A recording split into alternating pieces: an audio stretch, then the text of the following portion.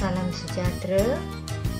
Salam bertemu kembali dalam sesi pelajaran Bahasa Melayu tahun 6 bersama saya, Cikgu Siti. Fokus pelajaran pada hari ini, Cikgu memilih tajuk Surat Kiriman Rasmi.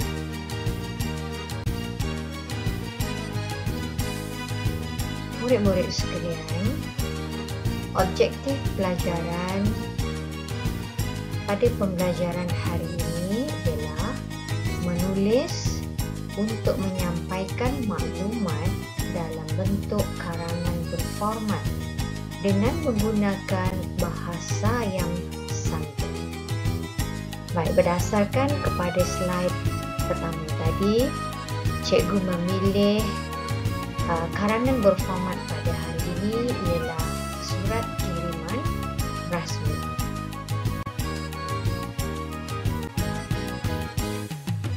Bagi mencapai objektif pelajaran pada hari ini, murid-murid boleh buka buku teks Bahasa Melayu tahun 6, telitikan muka surat 137.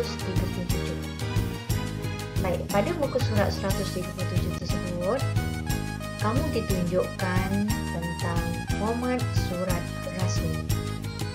Jadi, di sini cikgu ingin menunjukkan cara dan memberi sedikit penerangan tentang bagaimana format surat rasmi tersebut.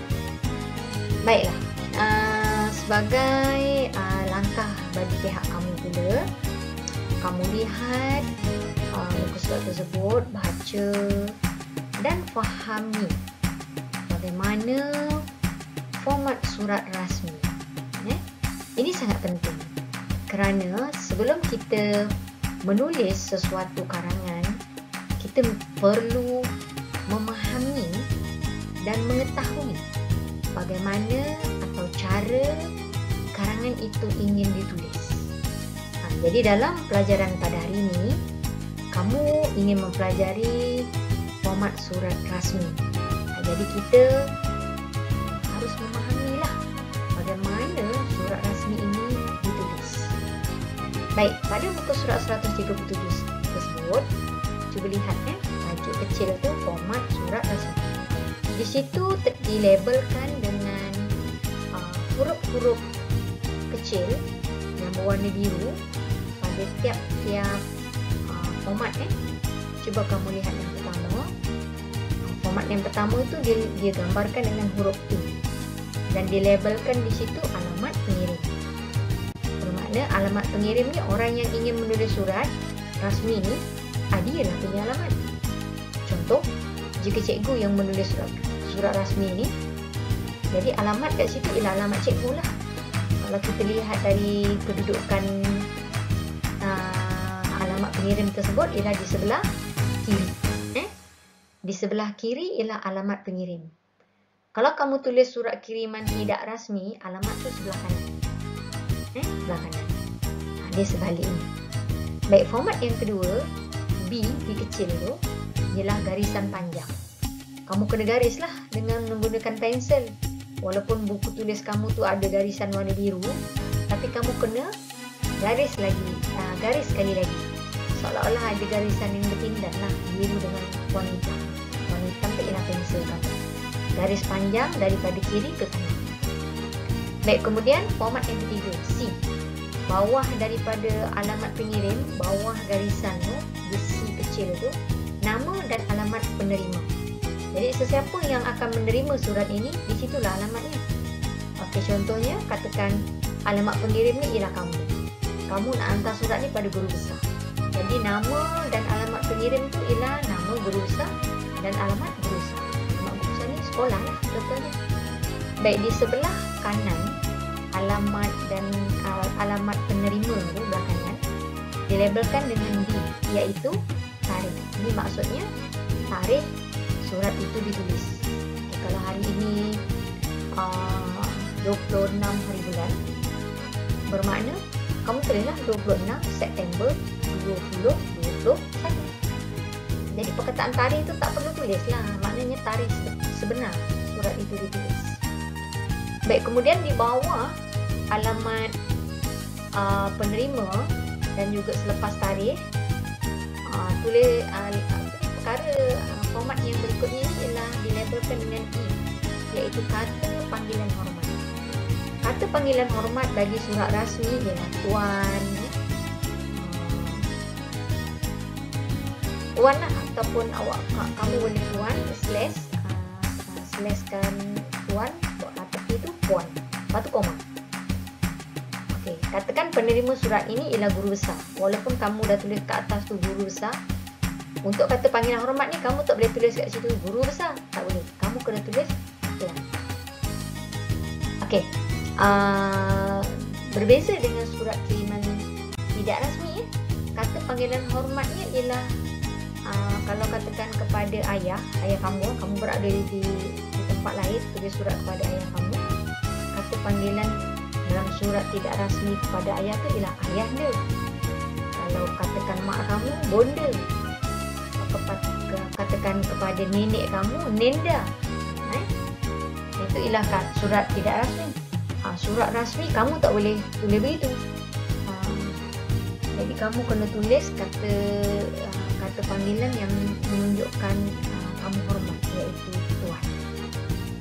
Baik, berikutnya di bawah kata panggilan hormat ialah perkara ataupun tajuk. Ini ialah contoh kalau kamu hantar surat ni pada guru besar nak mohon cuti sekolah. Jadi tajuknya ialah permohonan cuti sekolah. Katakan surat ni ialah kamu ialah pengurusi dalam alam hospital.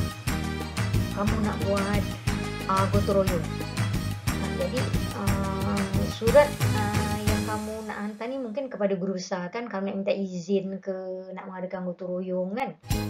Jadi tajuknya ialah permohonan mengadakan gotong royong. Dia kepada apa isu yang kamu nak karangkan, itulah tajuk dia. Kalau permohonan itu ialah memohon bantuan keuangan kan, tajuknya ialah permohonan bantuan keuangan. Okey, jelas Baik, ada dua kaedah untuk menulis perkara ataupun tajuk ni. Kaedah pertama, kamu boleh gunakan semua huruf besar. Daripada perkataan pertama tajuk sampai perkataan yang mungkin ke-5 ataupun ke-6, kamu tulis semua huruf besar. Itu kaedah pertama. Kaedah kedua, kamu boleh tulis hanya huruf pertama saja. Katakan perkataan pertama itu ialah permohonan, P-nya saja huruf besar, yang lain kecil. Kemudian perkataan yang kedua, huruf yang pertama itu besar, berikutnya seterusnya.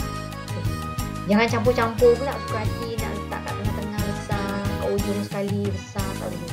Kamu mesti seragam. Baik, tajuk ni tak perlu banyak. Biasanya 3 patah perkataan ataupun mungkin 5. Baik, kemudian baris di bawah ni dilabelkan dengan G. G itu ialah pendahuluan.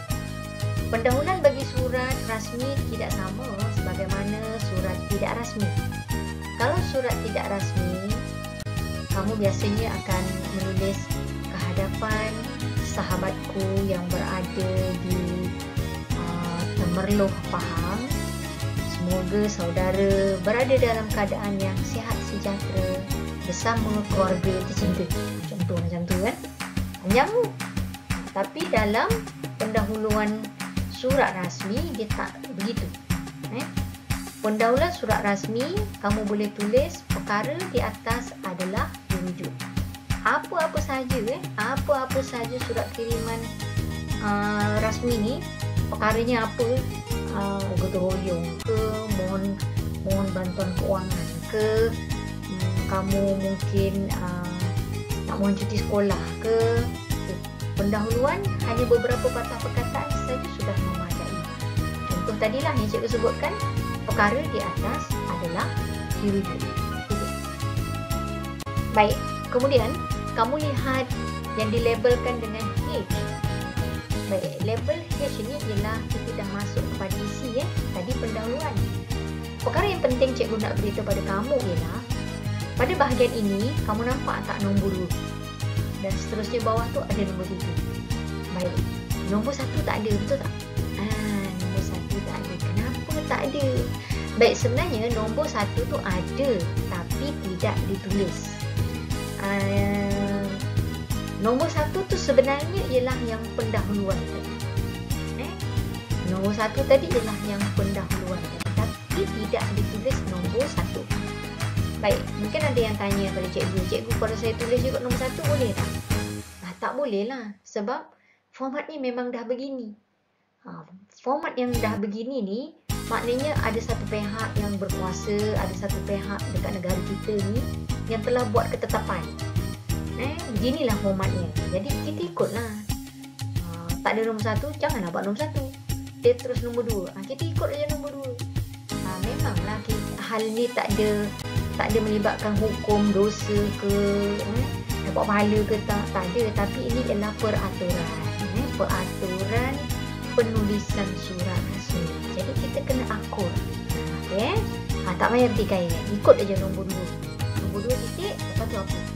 Baik, biasanya nombor 2 ni ialah butiran kedua ni ialah tentang merujuk kepada cuti kamu tadi lah. Kalau tajuk kamu tadi tu ialah permohonan cuti sekolah dan pendahuluan ialah perkara di atas ada rujuk, maknanya merujuk pada perkara tajuk. Nombor 2 ni biasanya ialah menceritakan juga hal tajuk tadi.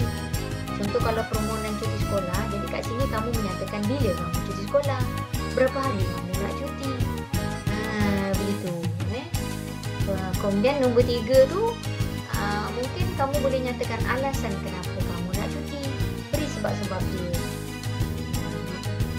Okay, kemudian label yang berikutnya I, iaitu penutup. Penutup ni biasanya harapan. Harapan ni maknanya ialah kamu, apa harapan kamu kepada pihak yang kamu tulis surat. Contoh katakan guru besar tadi, kamu nak mohon cuti sekolah kan. Jadi tunjukkan harapan awak kepada guru besar. Contohnya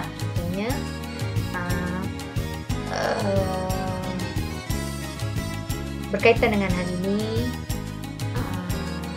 saya berharap pihak tuan akan mempertimbangkan permohonan ini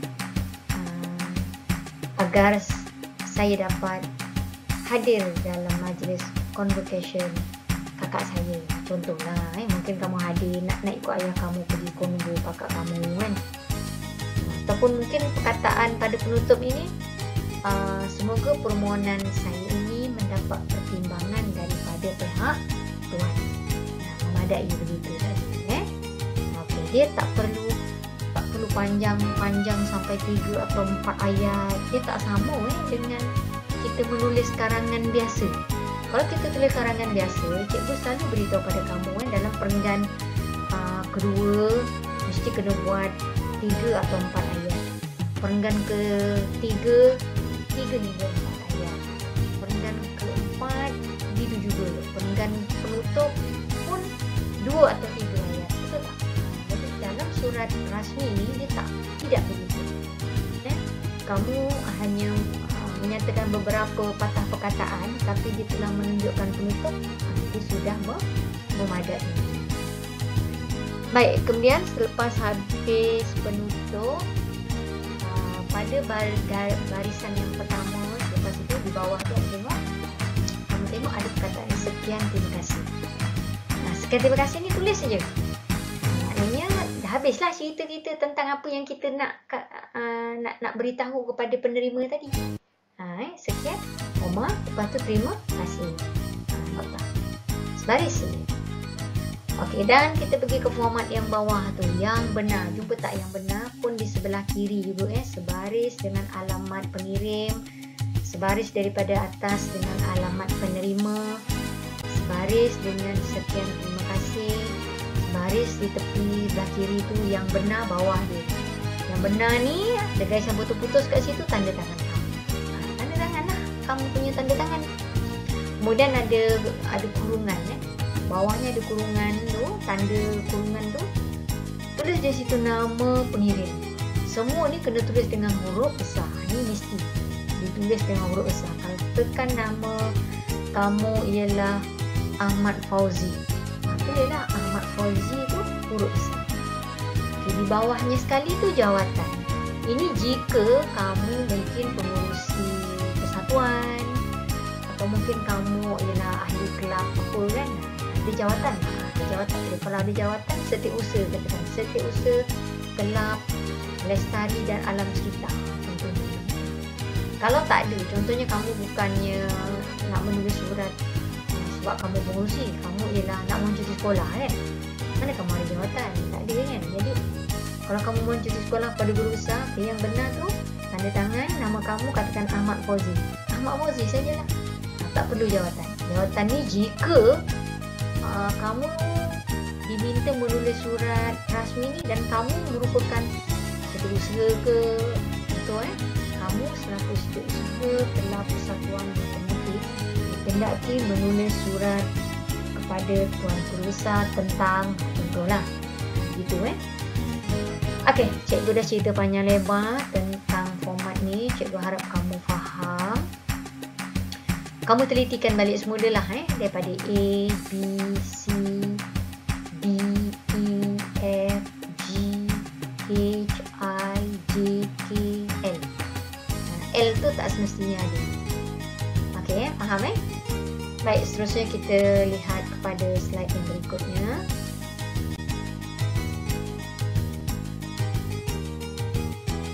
Baiklah, murid-murid sekalian. Di sini cikgu berikan satu contoh surat rasmi. Baik, contoh ini kamu boleh lihat, kamu boleh rujuk untuk melihat rupa sebenar surat rasmi ataupun yang dikatakan sebagai salah satu karangan yang berhormat. Baik, berdasarkan slide yang tadi, slide yang kita menceritakan tentang format, mari kita lihat kebenaran secara bertulis tentang format-format tersebut. Dan format yang pertama ialah alamat pengirim. Baik, dalam karangan ini, alamat pengirimnya ialah Persatuan Bahasa Melayu. Surat ini ditulis oleh setiausaha Setiausaha Persatuan Bahasa Melayu. Jadi alamat Persatuan Bahasa Melayu Sekolah Kebangsaan Tunku Mahmud 2, 86000 Keluang, Johor. Okey, itu format pertama. Format keduanya ialah garisan panjang. Ingat lagi tadi slide yang pertama, slide format yang kamu lihat dalam buku teks, garisan panjang. Di bawah garisan panjang itu ialah alamat penerima. Alamat penerima bagi surat ini ialah Guru Besar Sekolah Kebangsaan Tunku Mahmud 2, 86000 Keluang, Johor. Kemudian di sebelah kanan kamu lihat ada tarikh surat itu ditulis. Baik, berikutnya, format berikutnya ialah tuan. Kalau kita kamu ingat lagi format yang tadi kamu bincangkan, tuan ini merupakan panggilan format dalam label format tadi. Ini ialah bahagian panggilan format. Jadi guru besar tu kita panggil dengan nama tuan. Baik, di bawahnya kita tak terus sambung koma, lepas tu di bawah. Cara nak tulis pun kena macam ni. Jangan terus sambung lepas tuan tu awak sambung, tak boleh.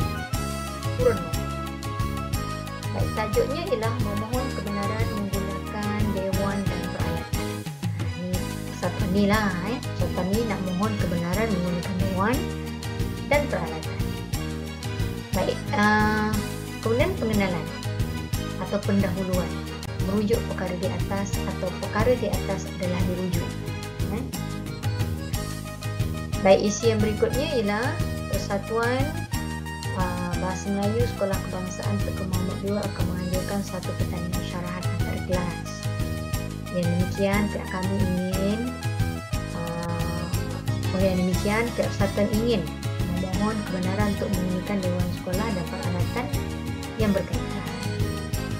Baik, butiran berikutnya yang dituliskan dengan nombor kamu ingat lagi tadi dalam format yang kita bincangkan pada muka surat 137 tentang format.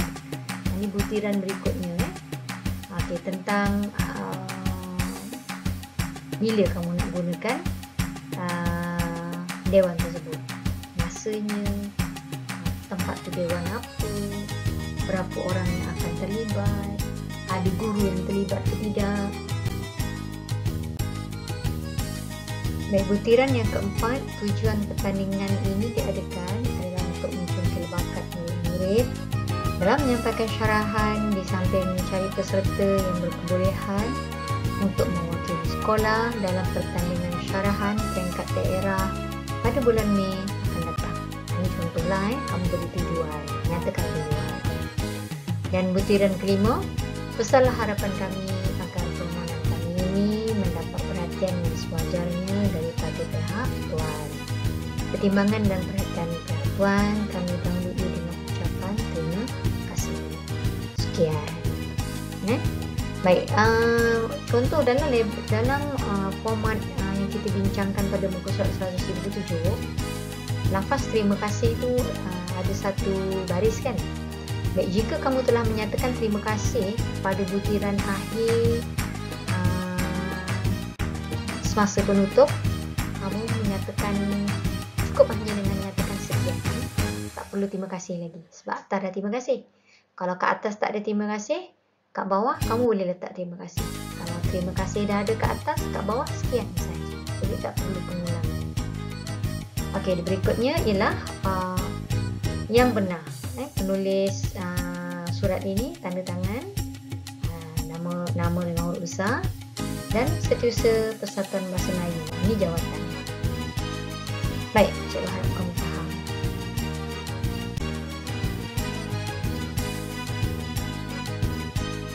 Baiklah murid-murid sekalian, sebagai aktiviti akhir, cikgu sarankan, cikgu harapkan kamu dapat menyalin karangan contoh ini di dalam buku penulisan karangan kamu. Baik, sewaktu kamu menyalin, kamu mesti membaca karangan ini perkataan demi perkataan sehingga ke perkataan terakhir, kerana sewaktu penulisan dan sewaktu pembacaan inilah kamu akan mempertingkatkan pemahaman.